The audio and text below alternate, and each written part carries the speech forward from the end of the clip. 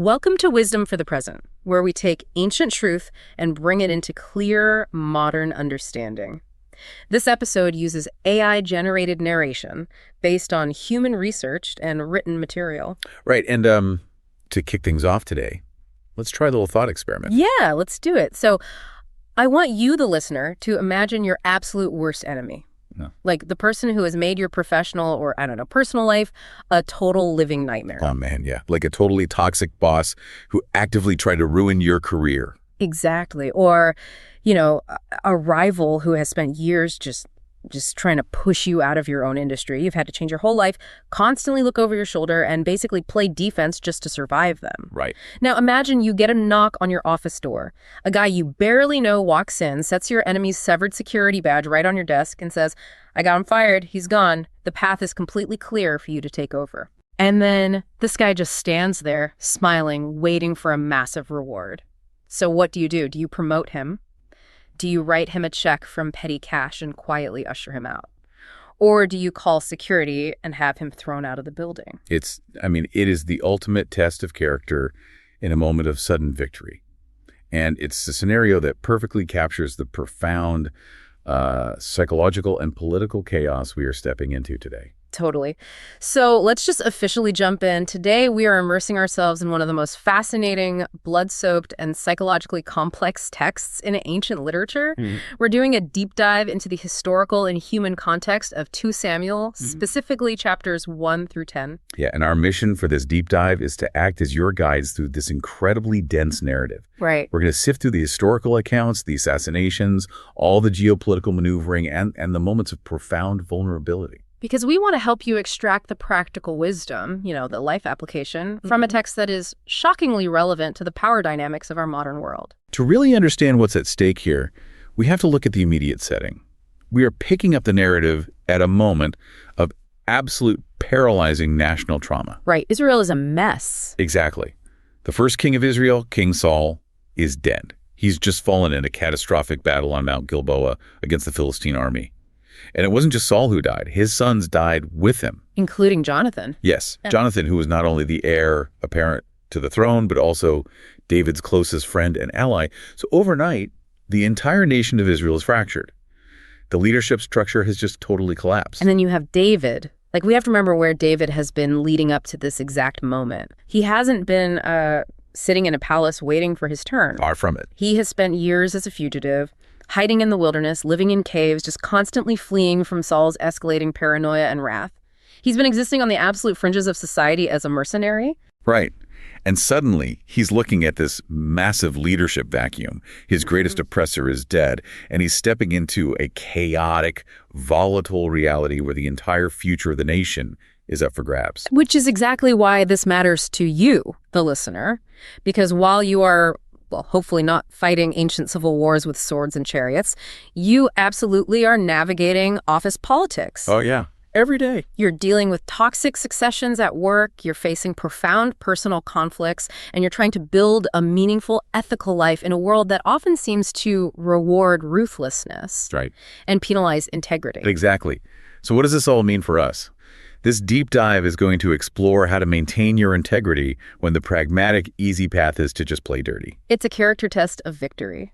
And that brings us right into our first major exploration. Looking at the events of chapters 1 and 4, we see David's immediate reaction to the removal of his biggest obstacle. Yeah, the narrative drops us right into the raw, visceral moment of transition. So how does a leader react when the person who has hunted them is suddenly gone? Here's where it gets really interesting. David is camped at a place called Ziklag, miles away from the battlefield. And a man comes running into the camp. An Amalekite messenger. Right, an Amalekite, a foreigner. He has his clothes torn, dirt on his head, which, are the universal ancient signs of deep mourning. And he brings the news, Saul and Jonathan are dead. But he doesn't just deliver an objective news report. No. He claims that he is the one who dealt the final fatal blow to King Saul. He even produces Saul's royal crown and his arm bracelet as physical proof, and he hands them directly to David. We really need to pause here and analyze the psychology of this Amalekite messenger, because it reveals so much about how cynical the world can be. According to the source material, this man was almost certainly a battlefield scavenger. Just looting bodies. Right. Ancient battles were chaotic. And after the armies moved on, locals would often comb the fields to strip armor and weapons from the dead. So this guy happened upon Saul's body after the battle, took the royal insignia, and just invented this elaborate story. Right. He claimed Saul was leaning on his spear in agony and explicitly asked him to finish him off. Which is a lie. Why would he invent that? Because he's projecting his own cutthroat worldview onto David. He assumes David thinks exactly like he does. He figures David has been hunted by this guy for a decade. David must be secretly thrilled that his mortal enemy is dead. If I tell him I'm the one who pulled the trigger, I'll be the hero of the new regime. Yes. He literally thought he was handing David the winning lottery ticket. Exactly. He expected a promotion, immense wealth, maybe a permanent place in the new administration's inner circle. He viewed the world entirely through the lens of transaction and opportunism. But David's reaction shatters every single one of those cynical assumptions. Totally shatters them. David does not throw a party. He doesn't celebrate. Instead, the text says he takes hold of his clothes and tears them. He and all the men with him fall into a passion of weeping. Wow. They fast and they mourn until evening for Saul, for Jonathan, and for the fallen army. And then David does something that totally stuns the messenger. He executes the Amalekite. He executes the guy bringing him the crown. I mean, let's just sit with that for a second. The Amalekite says, I killed the guy who spent years trying to kill you.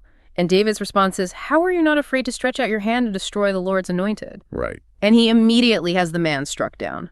It's a shocking moment for the modern reader. Yeah. And frankly, it was probably shocking to the people in David's own camp. But what's fascinating here is the underlying value system that David is operating from. Yeah, explain that. Well, he possessed a fierce, uncompromising standard of justice regarding the sacredness of the office of the king. The concept of the Lord's anointed was central to ancient Israelite political theology. To strike the king wasn't just treason against the state.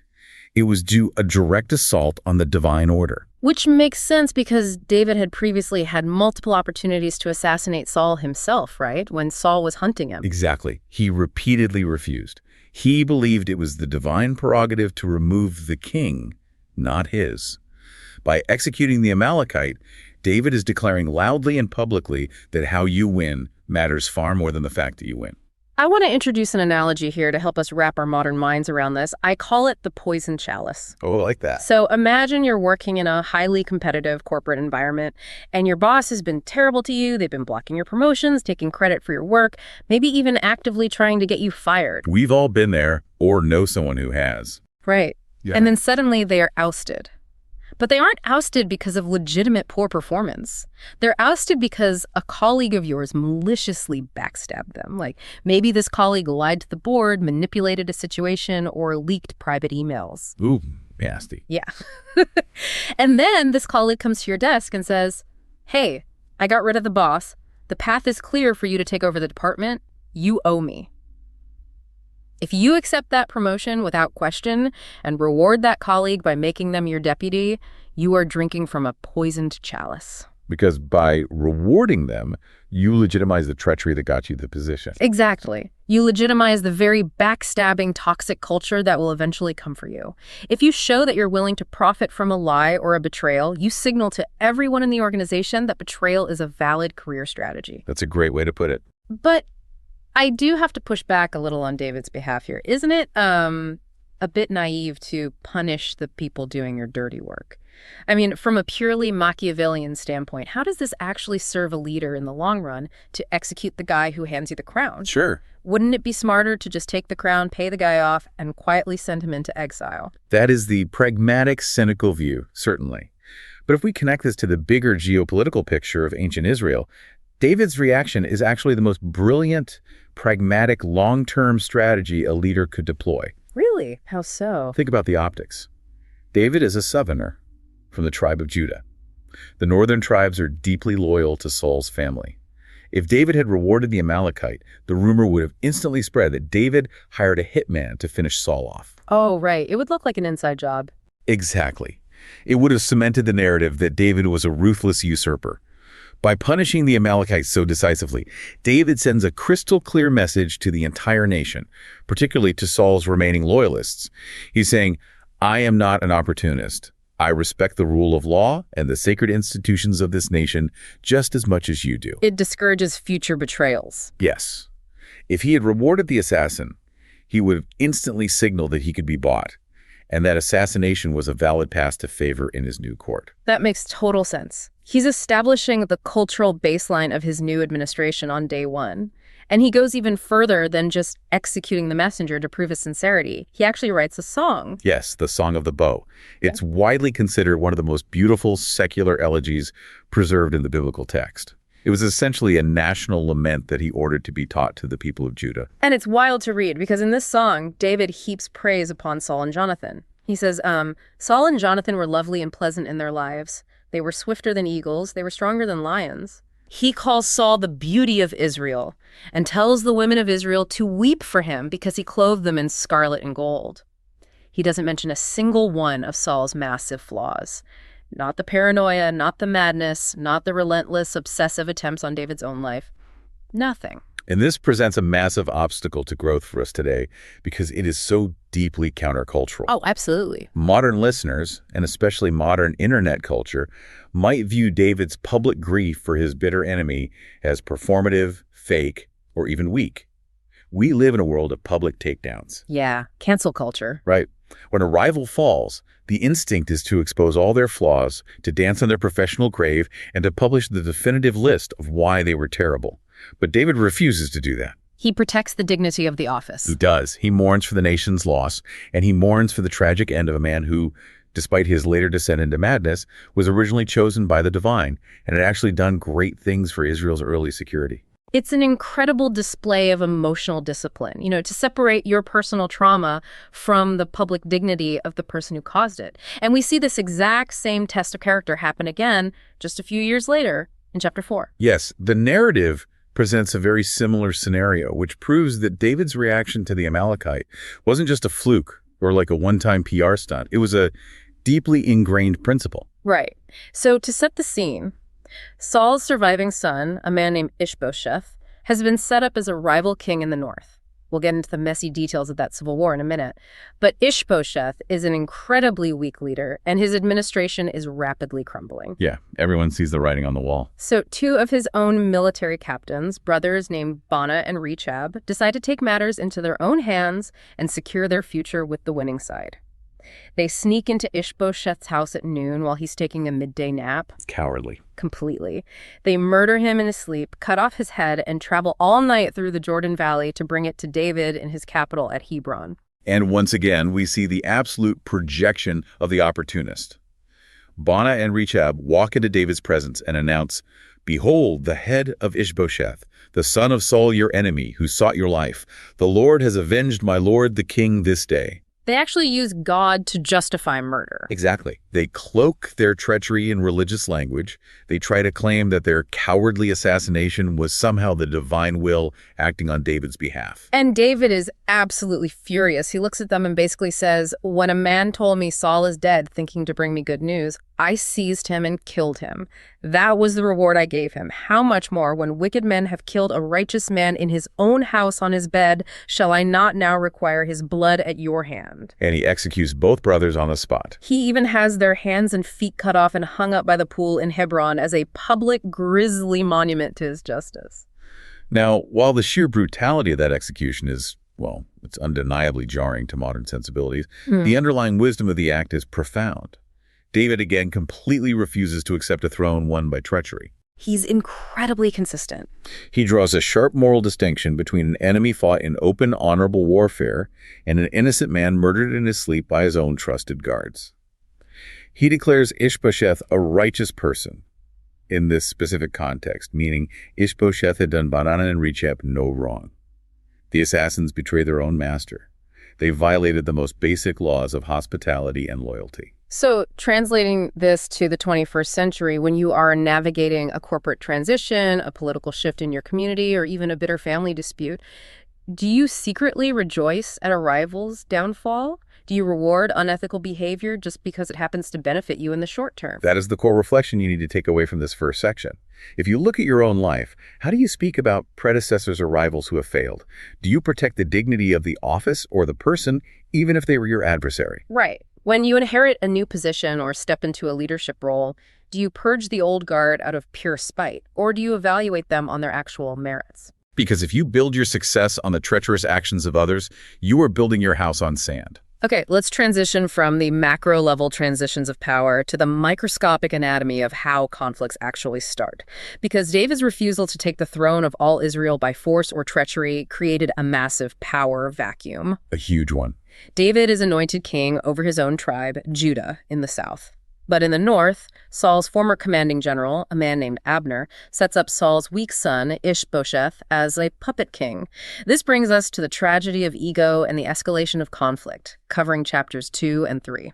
This initiates a protracted, deeply bloody civil war between the house of David and the house of Saul. And what the ancient source material does so brilliantly here is break down the exact anatomy of how conflicts spiral entirely out of control. It's almost never about what they say it's about. Rarely. It rarely starts with a grand philosophical disagreement about the future of the nation. It almost always starts with unchecked ego. Let's talk about the infamous showdown at the Pool of Gibeon. The two armies, David's men, led by his ruthless general Joab, and Ishbosheth's men, led by Abner, meet at this massive reservoir. The setting is important here. Yeah, archaeologists have actually excavated the pool at Gibeon. It's this huge cylindrical pit with steps carved into the rock. The two armies are essentially sitting on opposite sides of the pool in a tense standoff. Neither side wants to make the first major move in a civil war. Right. And then Abner makes a suggestion. He yells over to Joab, "Let the young men arise and play before us." Play. It's a chilling use of the word in this context. Totally. The historical and cultural commentaries note that this refers to a form of representative gladiator-style combat, often called champion warfare. We saw a version of this earlier in David's life with Goliath. Right, a proxy fight. Exactly. It was supposed to be a way to settle a dispute without committing the entire army to a slaughter. 12 men from Benjamin Abner's side and 12 men from David's side are chosen. It's framed as a macho game, a display of martial skill to break the tension. But these men are heavily armed, and the underlying hostility is immense. And it goes horribly, instantly wrong. The text describes this incredibly brutal, synchronized violence. The 12 pairs advance, and rather than a prolonged fencing match, they each grab their opponent by the head, thrust their swords into each other's sides simultaneously, and all 24 men die instantly on the spot. A complete, pointless bloodbath. And the shock of that immediate slaughter sparks a massive, full-scale battle between the two armies. What's fascinating here is the sheer stupidity of the escalation. Abner's bored, arrogant suggestion to let the young men play triggers a war that will cost hundreds of lives and delay the unification of the nation for years. It's crazy. The psychological mechanism here is the danger of treating serious, volatile conflicts like a game to be won. Abner wanted to show off. He used other people's lives as pawns for his own ego, and it ignited a powder keg. And if we translate that to today, think of leaders who use people's livelihoods, restructuring departments, launching aggressive hostile takeovers, or picking public fights on social media just to flex their own muscle, blind to the collateral damage it will cause. Yeah, people lose their jobs, their stability, just so someone can win a point. And the tragedy just compounds from there, becoming deeply personal. During the battle that follows the slaughter at the pool, David's forces are winning and Abner's army is routed. Abner is forced to flee on foot, but he is chased by a young soldier named Asahel. Who is Joab's brother. Right. Asahel happens to be the brother of Joab, David's supreme commander, and the text notes a very specific detail. Asahel is as light of foot as a wild gazelle. He is incredibly fast, and he zeroes in on Abner. The psychology of this chase is brilliant. Asahel is driven by pure, unadulterated pride and ambition. He is young, he is fast, and he wants the ultimate trophy, the armor of the enemy's commanding general. It would make him a legend. Exactly. If he kills Abner, he's an instant legend. Abner, on the other hand, is an older, far more experienced warrior. He hears footsteps, looks back, and sees this young kid sprinting after him. And Abner actually tries to de-escalate. He warns him? He warns Asahel twice. He says, turn aside to your right hand or to your left and seize one of the young men and take his armor. Essentially, he is saying, kid, go get a trophy your own size. Don't make me kill you. How could I ever look your brother Joab in the face again if I kill you? He's giving him an off-ramp. He's literally telling him, you do not want this fight. But Asahel won't listen. His ego pushes him on. He is so fixated on the prize that he ignores the reality of the danger. And so Abner, reluctantly, realizes the boy won't stop.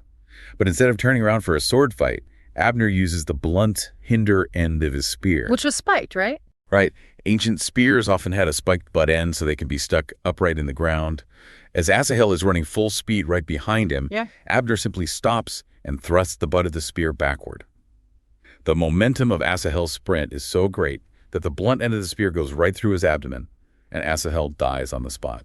Wow. Abner acted entirely in self-defense, having given fair, repeated warning. But this single tragic act changes the entire course of the war. Because now it's not just politics. It's not just about who sits on the throne. For Joab, Asahel's brother, it becomes deeply personal. It becomes a relentless, blinding blood feud. Exactly. And this leads us to the climax of this section regarding the consequences of ego. Fast forward a bit, but the civil war has been dragging on. Abner is the real power behind Ishbosheth's throne in the north. Ishbosheth is just a figurehead. Right. But one day, Ishbosheth makes a fatal error. He accuses Abner of sleeping with Rizpah, who was one of Saul's former royal concubines. Which, we have to clarify, in the ancient Near East, wasn't just a moral accusation about infidelity. Sleeping with the former king's concubine was a political statement. It was a recognized way of staking a claim to the throne itself. Right. It was a direct challenge to the crown.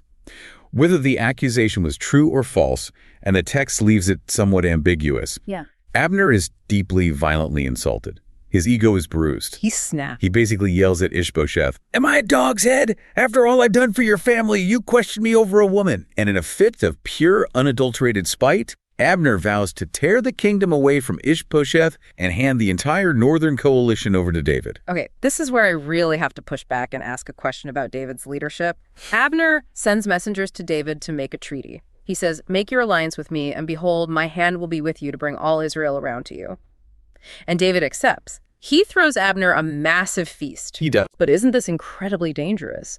Abner defects to David not because he suddenly believes David is the rightful divinely appointed king. He defects because his ego was bruised by his old boss. He is acting out of pure spite. Can a leader actually trust an ally whose loyalty is just weaponized revenge? That raises a vital point about discerning motives, and it exposes the messy reality of political leadership. David is being fiercely pragmatic here. He knows Abner holds the keys to uniting the kingdom without further massive bloodshed. If Abner flips, the war ends. So it's a calculated risk. Very calculated. But you are entirely correct to question Abner's character. He is acting treacherously toward Ishbosheth, driven by a bruised ego. And the text doesn't let Abner off the hook for his treachery, because shortly after Abner leaves David's feast in peace, fully intending to rally the northern tribes for David, Joab returns from a raid and finds out what happened. And Joab is livid. He storms in to see David and says, "What have you done? He came to deceive you, to spy on you, to know you're going out and you're coming in." Joab acts like David is being a naive fool. Yeah, he tries to frame it as a national security issue. But really, Joab has a massive ulterior motive. He hasn't forgotten his brother Asahel for a second. And frankly, Joab probably realizes that if Abner joins David's army, Abner, who is a senior, highly experienced national general, might take Joab's job. So we have the collision of two massive egos, both driven by self-interest, career preservation, and revenge. Joab secretly sends his own messengers to bring Abner back, without David's knowledge. This is so dark. When Abner returns to the city of Hebron, Joab pulls him aside into a gateway, pretending he wants a private, peaceful conversation. And then he assassinates him. He stabs him in the stomach, mimicking the exact way Abner killed his brother Asahel. Shedding the blood of war and peace. It's cowardly. It's a mafia-style hit in an alleyway. It's a complete violation of the safe conduct and treaty that David had just promised Abner. It's a huge betrayal of David's authority. And when David finds out, he is horrified. He publicly curses Joab's family. He leads the mourning for Abner, fasting and following the bier to the grave. He tells the people, "A prince and a great man has fallen this day in Israel." Which, again, satisfies the people that David had no part in the assassination. The PR crisis is averted. But here is the critical wisdom with discernment we need to apply. We cannot just look at David as a flawless hero here. Right, because David laments to his servants, "I am this day weak, though anointed king. These men, the sons of Zeruiah," meaning Joab and his brother, "are too hard for me. The Lord repay the evildoer according to his wickedness." Yeah, too hard for me. Wait, so David knows Joab is guilty of cold-blooded murder, which threatens the unification of the entire country, but he does absolutely nothing to punish him legally. He just complains to his staff that Joab is too powerful. Yes. The text doesn't blindly endorse David here at all. It exposes a profound, glaring limitation of his leadership. Sometimes leaders are trapped by the powerful, toxic people they rely on. Joab gets results. Joab controls the loyalty of the army. So David is stuck. David feels his new, fragile kingdom cannot survive a showdown with his own top general. So he compromises justice for political stability. He outsources the punishment to the divine because he lacks the political capital or maybe the courage to handle it himself. Wow. That hits uncomfortably close to home for a lot of organizations. Have you ever worked somewhere where there's a top performer, a rainmaker who brings in the most money, or an engineer who holds all the institutional knowledge, but everyone knows they are deeply toxic? Oh, definitely. They bend the rules, they bully colleagues, they operate entirely on their own agenda, and senior management knows it, but they say, well, we can't afford to lose them right now. They're too important. David is basically saying, Joab is too hard for me to deal with. He tolerates the toxicity because it's convenient. And that carnal policy, that moral compromise, haunts David for the rest of his life. Joab remains a thorn in his side, committing more murders and insubordinations later on. It shows that when we tolerate toxic behavior in our inner circle because it's politically or financially convenient, we are planting seeds that will grow into massive crises later. So bring this back to you, the listener. The practical question here is about examining your own conflicts. Where in your life are you treating conflict like a game to be won, like Abner's pool? Are you pursuing a conflict out of pure ego and ambition, like Asahel, completely blind to the warnings that it will destroy you?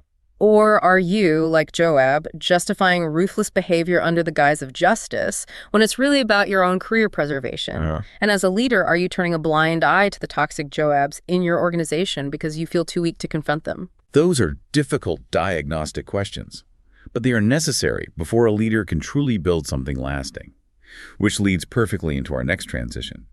Because once the civil war finally ends and David conquers the neutral city of Jerusalem to make it his new capital, he turns his attention from military power to spiritual foundations. And this brings us to the themes of reverence, vulnerability, and the concept of the holy, covering chapters 6 and 7. Right. Having established his political base, David decides it is time to bring the Ark of the Covenant to Jerusalem. He wants to center his new administration not just on military might, but on divine presence. We really need to define the Ark of the Covenant here, because it isn't just a religious prop.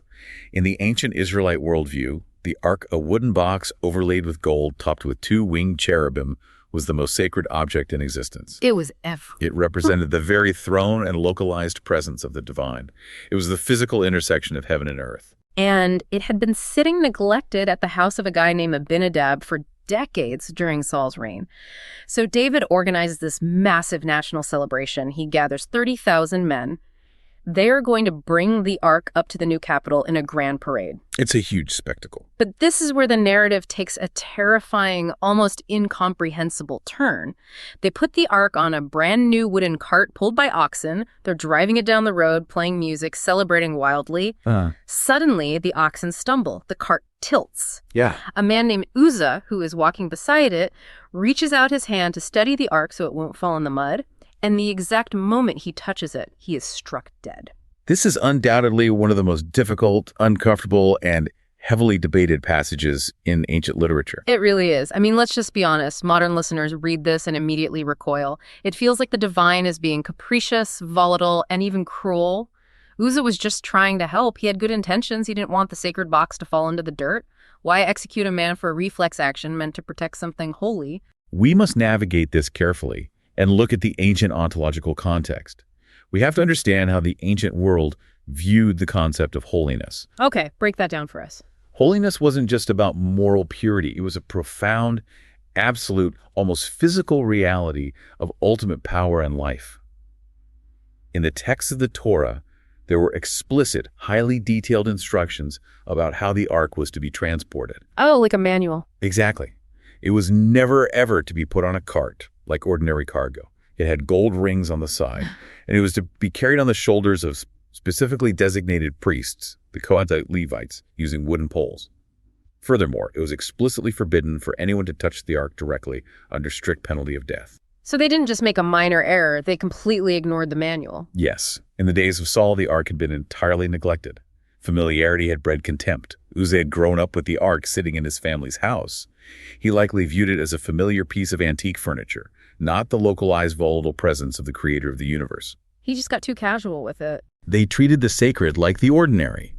They actually adopted the methods of the Philistines, a rival nation who had previously moved the ark on a cart, instead of obeying the specific instructions they were given. I want to use an analogy here to help this make sense, because the idea of being struck down for helping is so foreign to our modern psychological framework. Please do. Think of the ark not as a fragile piece of glass that needs human protection, but as a down, high-voltage power line.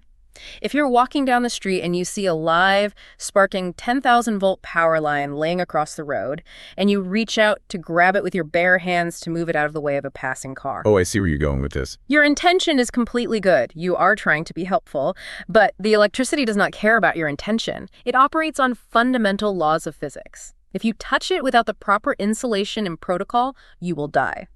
The power isn't angry at you. It is simply incompatible with your unprotected state. That is a highly appropriate and accurate way to conceptualize the ancient view of holiness. It's dangerous to the impure or the careless. The enduring wisdom here isn't about an arbitrary, angry deity looking to smite people. It's about the profound danger of treating sacred things or even core fundamental values in our own lives with careless familiarity just because our intentions are good. Good intentions do not justify reckless actions that violate fundamental principles. Exactly. David's reaction to Uzzah's death is complex. The text says he was initially displeased or angry, probably embarrassed that his grand parade was ruined, and then he becomes terrified. He basically says, "How can the ark of the Lord come to me?" He realizes he's out of his depth. He realizes he doesn't understand the power he's dealing with. He's too scared to bring it into Jerusalem, so he parks it at the house of a guy named Obed-Edom for 3 months. But then he hears reports that Obed-Edom's entire household is being radically blessed because the ark is there. The power isn't just destructive when respected, it brings immense life. So David decides to try again, but this time he does his homework. Yes, the second attempt is entirely different. He does it the right way. He has the Levites carry it on their shoulders using the poles. He offers sacrifices every 6 paces. And David's own posture has completely, radically changed. He strips off his royal imperial robes, right? He doesn't want to look like a king. He wears a plain linen ephod, a simple peasant-class priestly garment. And he dances with all his might before the ark as it is brought into the city. He is leaping and whirling in the streets. The supreme monarch of Israel is acting like a wildly enthusiastic fan at a concert. And this brings us to another incredible psychological contrast. As David is dancing into the city, his wife, Michal, who is the daughter of the former king, Saul is looking out the window of the palace. And the text gives us this chilling detail. She despised him in her heart. Ouch. Michal represents the ghost of the old regime. She grew up in Saul's household, a worldview that was entirely obsessed with appearances, paranoia, decorum, and what other people thought. She views power as something you fiercely protect with dignity and distance. So when David gets home, ready to bless his household, she just lays into him. She says, dripping with sarcasm, "How glorious was the king of Israel today, uncovering himself in the eyes of his servants' maids," as one of the vain fellows shamelessly uncovers himself. She's furious. She is basically saying, you acted like a commoner, you acted like a fool, you stripped off the royal armor and embarrassed the crown in front of the peasant girls. And David's response to her is the ultimate defense of vulnerable devotion. He doesn't apologize. He tells her, "It was before the Lord who chose me above your father and above all his house to appoint me as ruler. Therefore I will play music before the Lord, and I will be even more undignified than this, and will be humble in my own sight." I love that line so much. I will be even more undignified than this. He's saying, when it comes to my gratitude for being saved from the wilderness, I do not care about your royal protocols. I don't care about my own status. I know I am just a shepherd who got lucky by divine grace. It's the exact opposite of the fragile ego we saw earlier with Abner and Asahel. It is a profound, secure vulnerability. Michal's stiffness and obsession with optics isolates her. The text poignantly notes she remained childless to the day of her death, which is a powerful literary symbol of the barrenness of that kind of pride. David's unguarded passion, however, connects him deeply to the people and grounds his leadership in humility. But David's humility is tested even further, in a much quieter way, in chapter 7. He has finally finished his wars. He's sitting in his beautiful, newly built palace made of expensive cedar wood, and he looks out the window and sees the Ark of God still sitting in a temporary tent. He feels guilty. Right. He calls in Nathan, the court prophet, and says, "Look, I live in a house of cedar, but the Ark dwells inside tent curtains. I want to build a house for God, a grand, permanent temple." And at first, Nathan the prophet says, "Go for it. Do all that is in your heart, for the Lord is with you." It seems like the most noble, pious ambition a king could have. But that night, God speaks to Nathan and countermands the order. Wait, really? God says no. Yeah, God tells Nathan to go back to David and essentially say, "No, I haven't asked for a seer house. Furthermore, you are a man of war, you have shed too much blood, you are not the one to build my temple. Your son will do it after you are gone." It's a massive, definitive no to David's grandest ambition. He wants to build the ultimate monument, the defining architectural achievement of his era, and he has the money, the peace, and the power to do it. But he is told his role is to be the preparation, not the culmination. Think about the psychological devastation of that for a visionary leader. And yet, instead of pouting, instead of getting angry that his legacy is being curtailed, David receives a profound promise. The Davidic covenant. Exactly. God says, "You want to build me a house? No. Instead, I will build you a house," meaning a lasting dynasty, an eternal kingdom. This has massive implications for biblical theology. But looking purely at David's immediate human reaction, he doesn't argue. He goes in, sits down, and prays this incredibly humble prayer. "Who am I, O Lord God, and what is my house that you have brought me this far?" He accepts the no gracefully. That is the practical reflection for this section. How do you respond when a mentor, a life circumstance, a shift in the market, or your own conscience says, you are not the one to build this? When your grandest ambition is denied, not because it's a bad idea, but because it's simply not your role. Can you accept being the bridge for someone else's success? Can you do the hard, unglamorous work of preparing the ground so that the next generation or a younger colleague or your successor can build the structure and get all the credit? Because David accepted that his son Solomon would build the temple. He spent the rest of his life gathering the gold, the timber, and the blueprints, but he knew he would never see his name on the building. That requires a level of ego death that is incredibly rare in leadership. It connects back to the posture of his heart. Because he knew he didn't earn his position. He was taken from the sheepfold. He didn't feel entitled to the ultimate glory. Let's move into our final major section, which explores the contrast of assumptions. Cynicism versus proactive grace.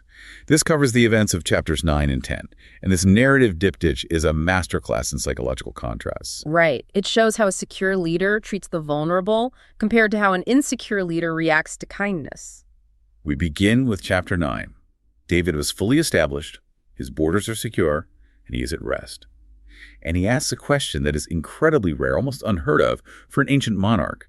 He asks his staff, "Is there anyone still left of the house of Saul to whom I can show kindness for Jonathan's sake?" We have to deeply contextualize this. Because in the ancient Near East, when a new dynasty took over, the standard operating procedure was brutally pragmatic. You hunt down and execute every single remaining member of the previous royal family. You eliminate any potential rivals who could serve as a figurehead for a rebellion. You purge the bloodline. Exactly. But David wants to do the exact opposite. He wants to find a rival and show them what he calls the kindness of God. He isn't waiting for someone to come begging at the palace gates. He is actively initiating a search for a remnant of his enemy's family to bless. They find an old servant of Saul's named Ziba, who tells David, yes, Jonathan has a son who is still alive, but he is lame in both his feet. The backstory to this detail is absolutely tragic. The boy's name is Mephibosheth.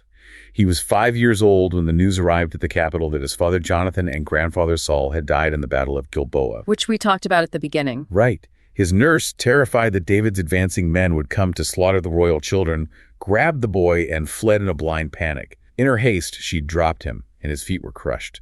He was permanently disabled. We need to understand the socioeconomic reality of disability in the year 1000 BCE. There was no social safety net. If you could not farm and you could not fight, you were entirely dependent on the charity of others, often reduced to begging. Mephibosheth has grown up in exile, hidden away in a remote place called Lodabar.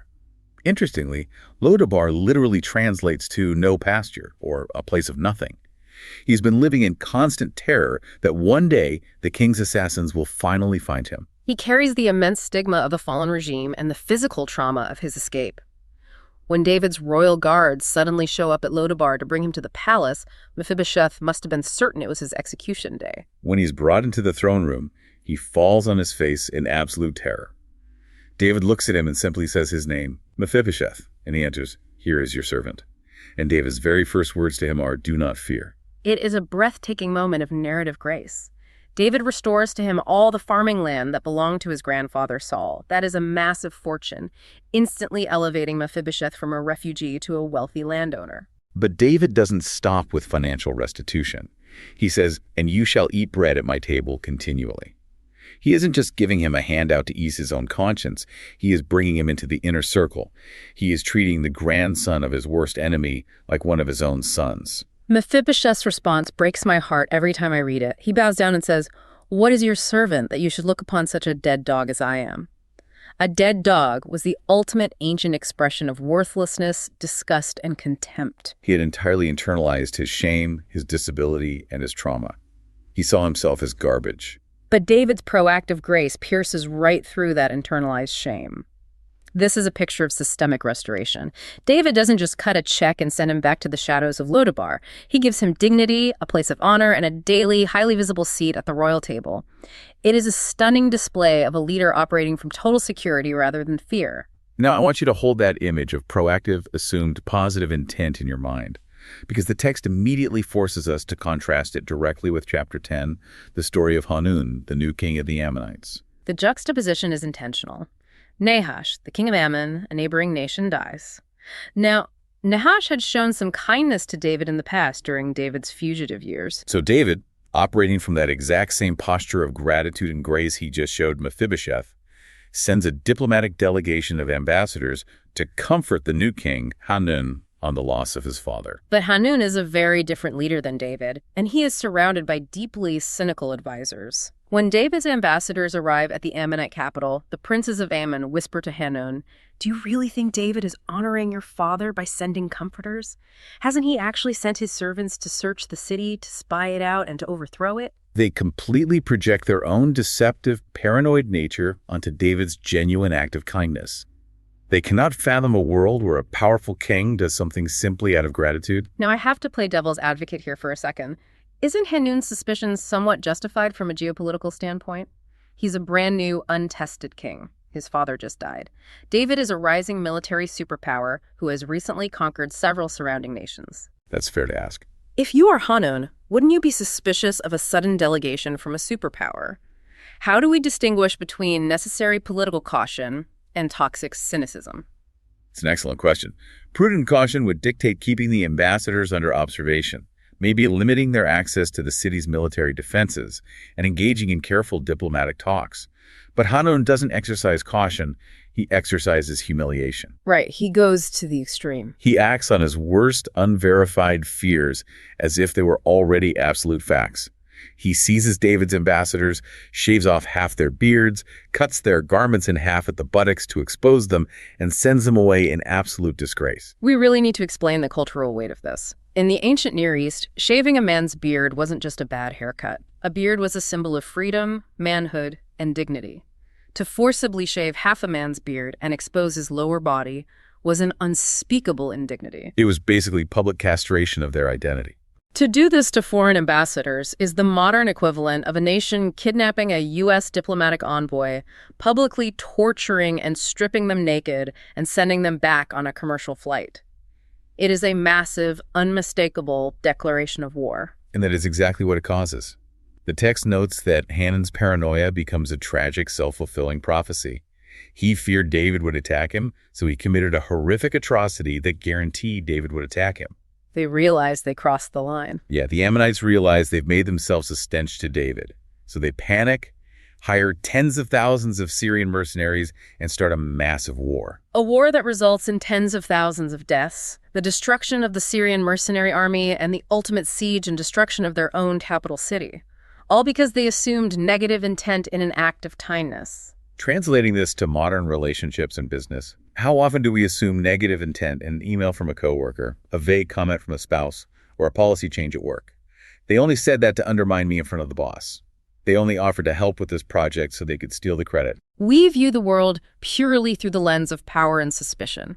And just like Hanun, that cynicism isolates us and often creates the exact conflicts we were so afraid of.